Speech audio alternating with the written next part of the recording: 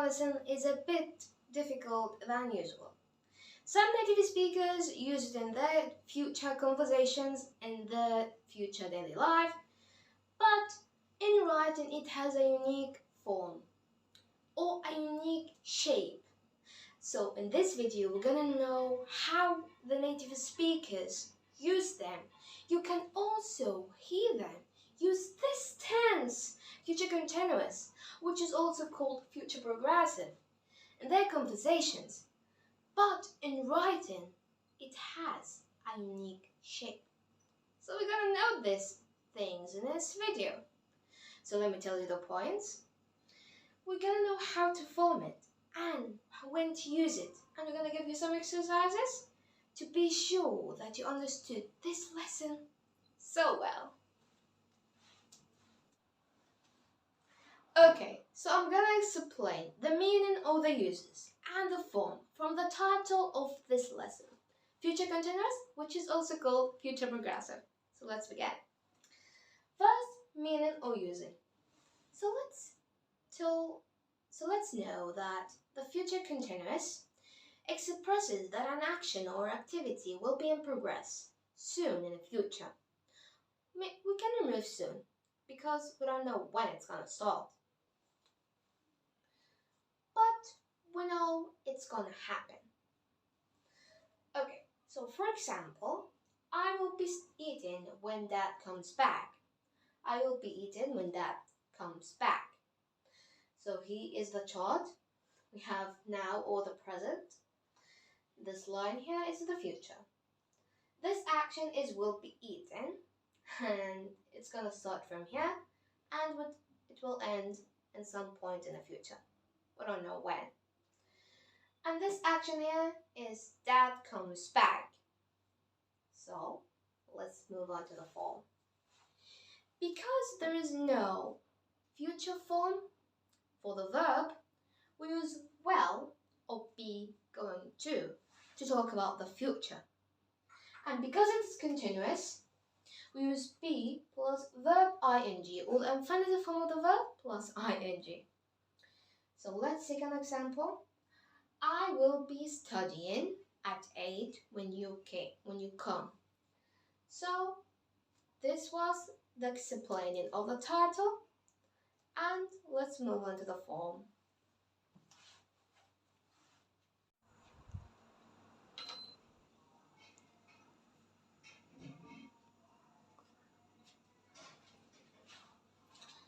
Okay, so now let's form the future continuous. First, affirmative form. We have will plus be plus the infinitive form of the verb plus ing. For example, I will be cooking when you come. We have another form, be plus going to plus be plus verb ing. This is a very unique form. But native speakers don't say it like that. They don't say she is going to be studying at the library. But let's know what be means. So be means am is all, and I takes am. He, she, it takes is. They, we, you, me takes all. But how do we pronounce this sentence? Well, we pronounce this sentence, she is gonna be studying at the library. So now, when you hear it, when I say she's gonna be studying at the library, if you focus on this sentence, you're gonna feel like you've heard it so many times. And yes, that's what you hear. But what we write is this. She is going to be studying at the library. But we pronounce it, she's gonna be studying at the library. So let's move on. Verbs ending in E. So when verbs ending in E, like live, wipe, or close, etc., we drop the E. So we're gonna have the form will plus be plus verb ing, or the infinitive form of the verb plus ing. Be plus going to plus be, or and the verb plus ing, or the infinitive form of the verb plus ing. So for example, I'm gonna be living here. And yes, live, we drop the e and we add the ing, so it's living without the e. So yes, okay. And now with a negative form. Okay, so well plus not, and we conjugate will not as won't. Be plus the infinitive form of the verb and the ing. Or be plus not, and we conjugate be and not as isn't or aren't, or am not. I apostrophe am and not, or amn't.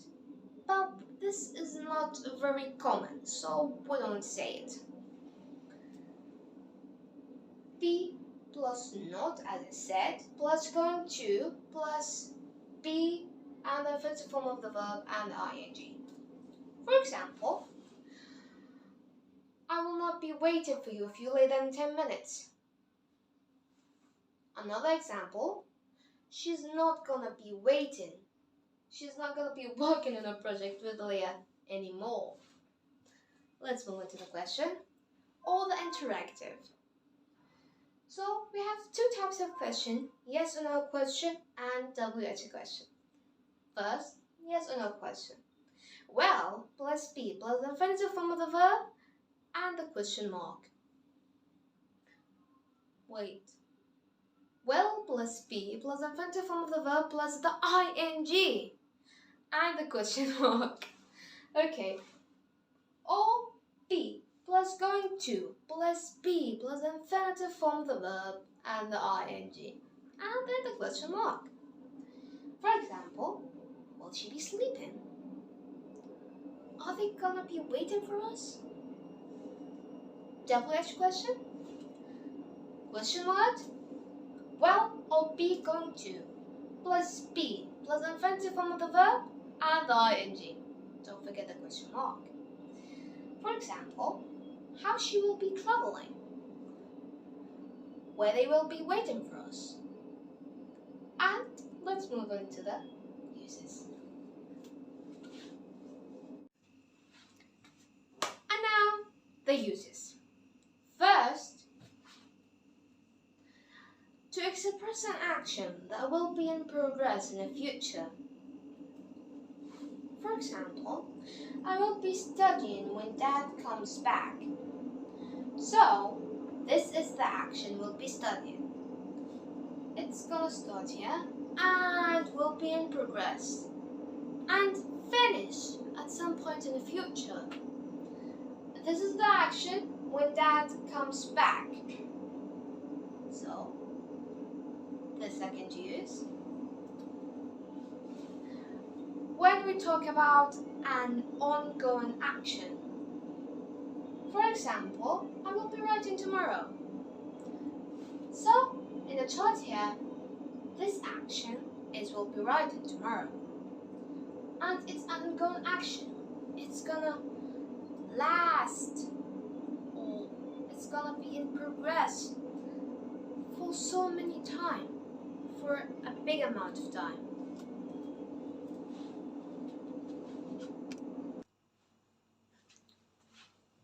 Using 3 and 4 to talk about an uninterrupted action. For example, I will be cooking when they came or when they arrive. So here in the chart now, and this action is will be cooking, and it's gonna end or it's gonna last till they arrive. Maybe it's gonna continue, but on now, we don't know. But when they arrive is an interrupted action. This is the action, this is the action that interrupted. I will be cooking. 4. To talk about two actions happening at the same time. For example, I will be studying and my sister will be sitting.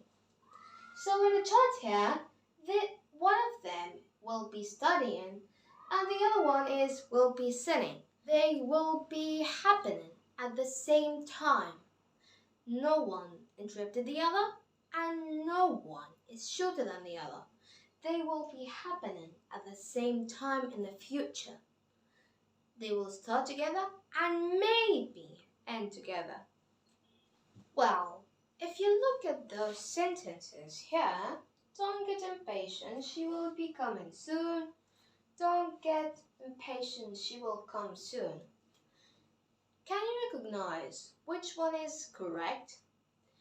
Well, sometimes there is no difference, or there is little or no difference between the future continuous and the future simple when there is no mention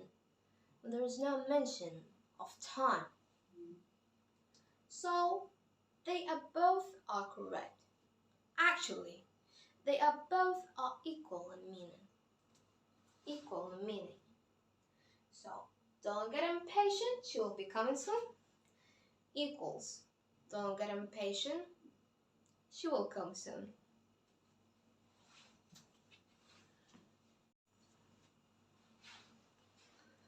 Okay, if you reach this point here, good job.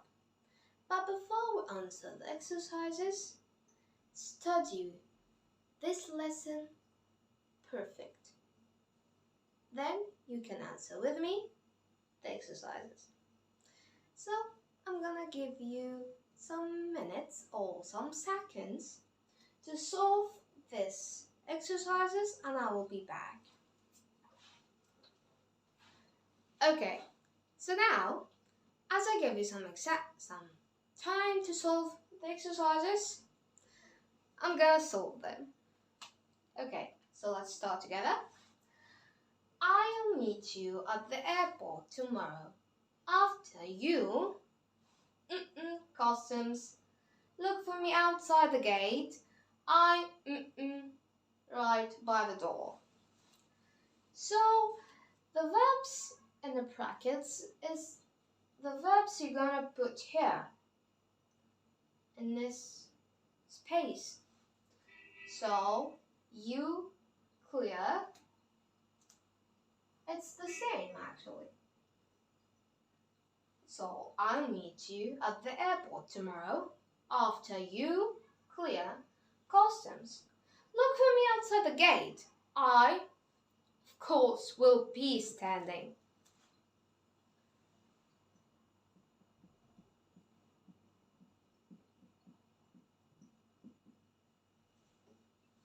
I will be standing right by the door. So if you have solved this first exercise like that, then let me clap for you. You did a great job. Let's move on to the other one. Second, I tomorrow buy my sister when my mom home. So I, of course, will play because tomorrow the time close.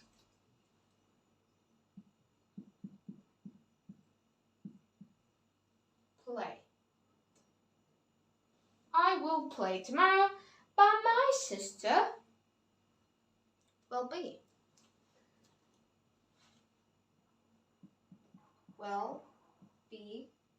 studying. My sister will be studying when my mom comes home. Why comes? Because it is a present simple. This is a noun, and because mom is she, so we add s to the verb. Comes home. So if you solve this this exercise like this, I will play tomorrow, but my sister will be studying. When my mom comes home, let me clap for you. And this was the end of the video. Hope you guys have studied this lesson so well and know how to use it, when to form them and solve the exercises. Goodbye and thanks for watching.